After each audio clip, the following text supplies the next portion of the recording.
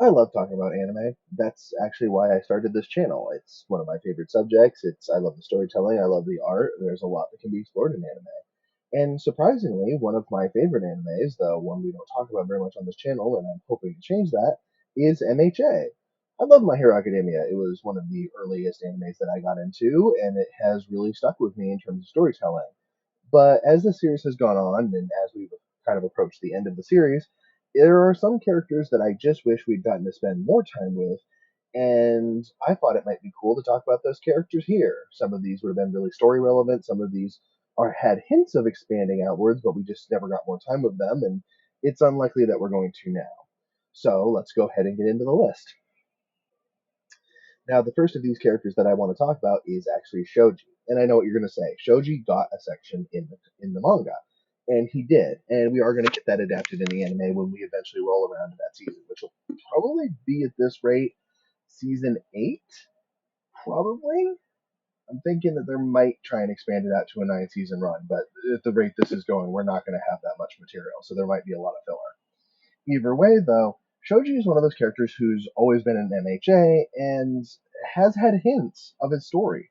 Hori has said for years before his section in the manga that he'd wanted to talk more about Shoji's experience, and honestly, I kind of wish it had gotten further expansion before the war arc. It would have made a lot more sense, and Hori could have handled some things in it way better had he not been rushing himself. But Shoji is the kid in Class 1A that can essentially multiply his arms, and therefore on those arms can create other organs, like eyes and ears.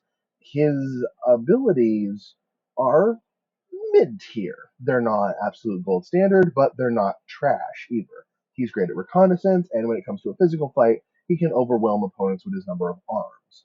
So he's not a useless character, and he would have been useful in a lot of different arcs and missions, especially if the series had continued for longer. But the thing that really tied Shoji around to being a story relevant character was the fact that he is, in fact, a heteromorph. Now, heteromorphs occupy an interesting position in NHA. Everybody has quirks. There's only 20% of the total world population that don't. While that's still a large number, it is decreasing with every year within the universe.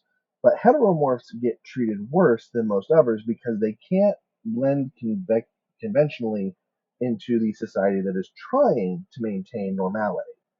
And that's really a relevant topic in a lot of superhero comics, and MHA has always kind of danced around that idea.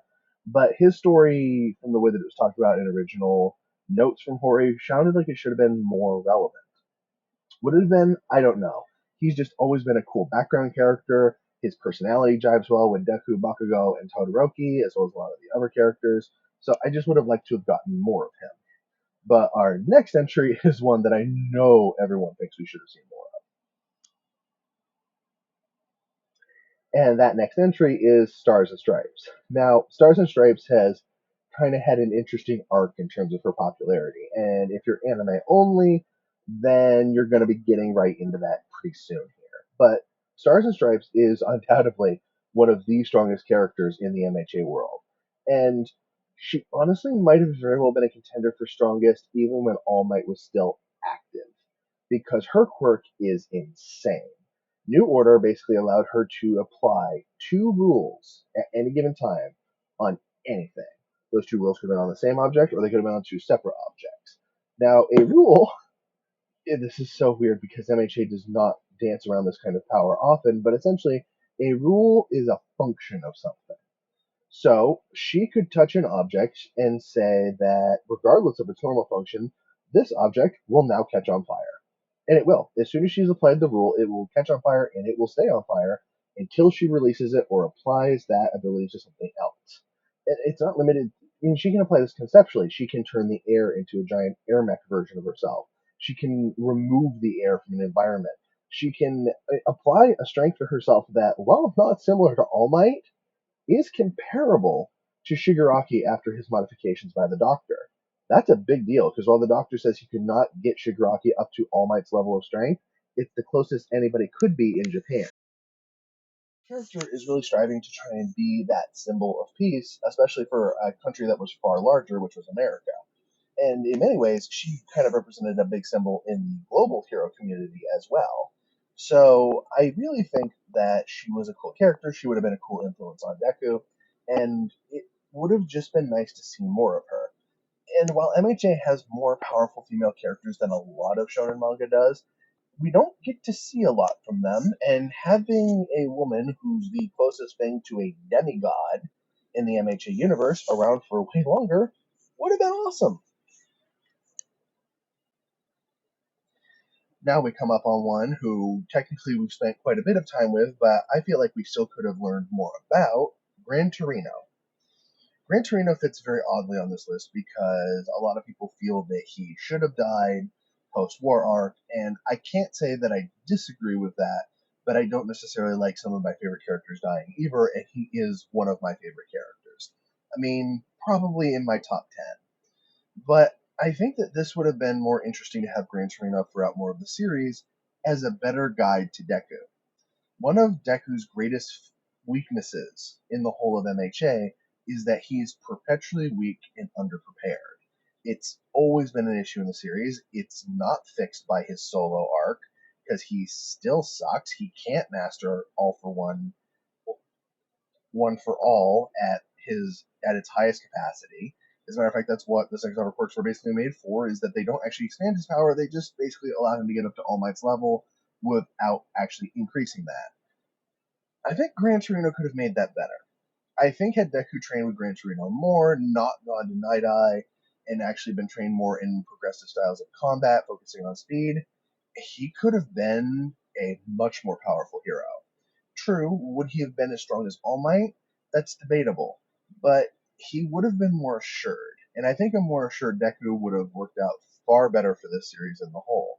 Plus, there's a lot of theorizing that still goes around as to whether Gran Torino was actually Shigaraki's, grandfather, his relation to All Might and Deku, and what that would have shaped out to. And having more concrete answers to those, focusing on a character that we already know and like, would have been fantastic. So it's probably too late. We won't even get this at the end of the series. But as far as a mentor for Deku, Gran Torino was definitely the best one, and I think this series could have used more of that. Now, in terms of characters who got set up very early in MHA and kind of never really got a good payoff, I think, ironically, second on this list is the entry of Tenya Ida. Now, I liked Ida. He's not one of my favorite characters. I really wouldn't put him in my top 10, but he is likable. Had he been more in the series, who knows? He might have made it onto the top 10. But he's not really explored enough. And the direction in which MHA starts to curve around the ideas of authority, what's right and wrong, would have been a great point for Tenya. He's such a rule follower, but a good portion of MHA is based around the idea that people who set the rules cheat. Now, will there actually be any lasting consequences for that? Probably not. The series has actually backtracked with its final battle quite badly compared to what it was aiming for. Whether that was due to editorial pressure or just Hori changing his mind for some reason, there's a big shift in the mentality of my hero later. But on the original track it was going to be on, Ida would have actually had a very interesting arc. As such a rule driven person, having to confront the idea of, well, maybe the people in authority aren't necessarily the best ones making decisions would have been fascinating for him, especially since he'd already had the arc of what happens when he went rogue. So, feeling out the idea of what it actually means to be a hero is not always going on your own or following the rules, but instead doing what's right would have been a great arc for him. Plus, as a speedster, he's probably the closest thing Deku could have to a rival, and it's really different because even with speed abilities, Deku is really still more brawling based. Ida is much more the equivalent of, the lightning fighter. He zips in, zips out. And there are characters in this manga and in its spin-off who have super speed that use it to a much better degree. So I'm kind of forced to question if Ida's power is maybe underplayed because it could have been used better along with his character. And that unfortunately leads us to our last entry. And if you kind of paid attention to my talking about Stars and Stripes, you might have an idea of who this will be. So the last entry on this list is sadly going to be a character who should have been much more involved and should be much more powerful than she is, Ochaku Uraraka.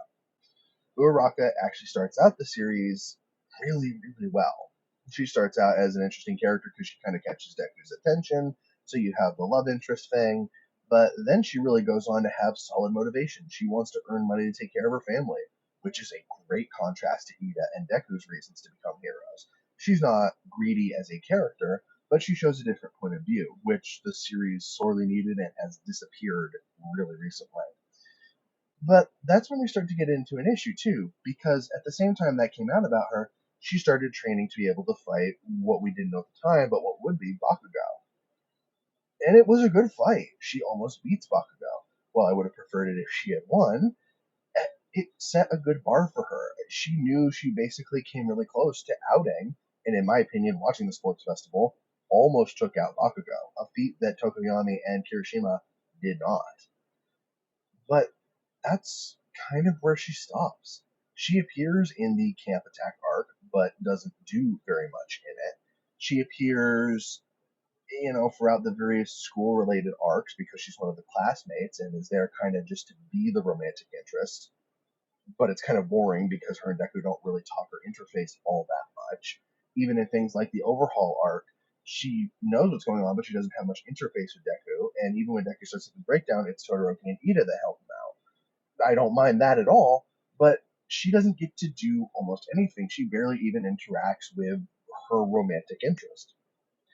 And it's even worse to say that because she shouldn't be tied to her romantic interest. She has a solid reason to be a hero, and her quirk ideally should be one of the most powerful.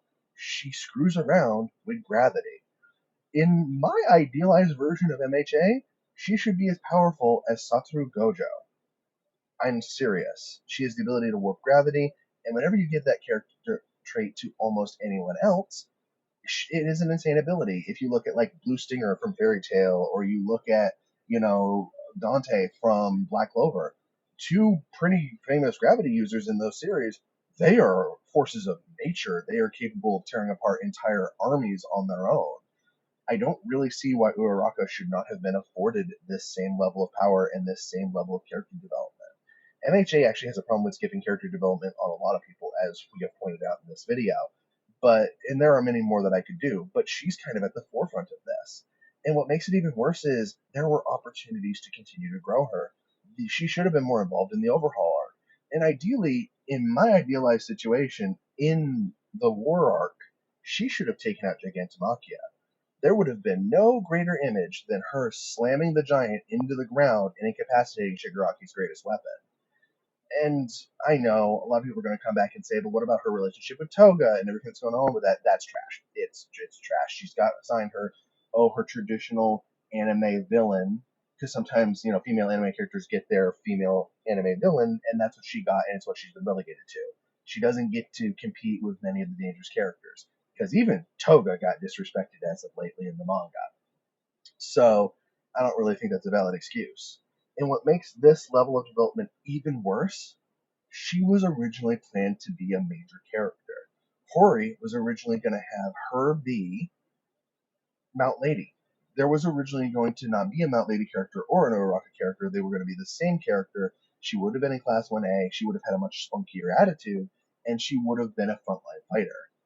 That probably would have been better. And honestly, Hori still could have done that because if you look at the amount of people he's given size manipulation, which is a fantastic and cool ability, but you look at the people he's given size manipulation, he clearly wanted to use that power way more. And if you just rolled essentially Kendo, who was also kind of this character, into Uraraka and with Mount Lady, it would have been a good rival for Deku too, because while sweet and supporting isn't bad, I think that a lot of people would agree that giving the shy kid a much spunkier partner is often a better combination in writing. And you look at some other pairings that would go along that line, like Yuta Okotsu and Maki, for instance, from JJK. There's much more chemistry in that arrangement because it forms more of a balance. They're not dissimilar and they're not opposites, but it forms more of a balance. I guess what I'm really just trying to say is Uraraka is kind of in my top 10 originally, and while early Uraraka still is, I wish she'd gotten more respect throughout the series. But why don't you guys go ahead and let me know which characters you think were underappreciated, and be sure to drop a like and subscribe so you can get more anime content from me.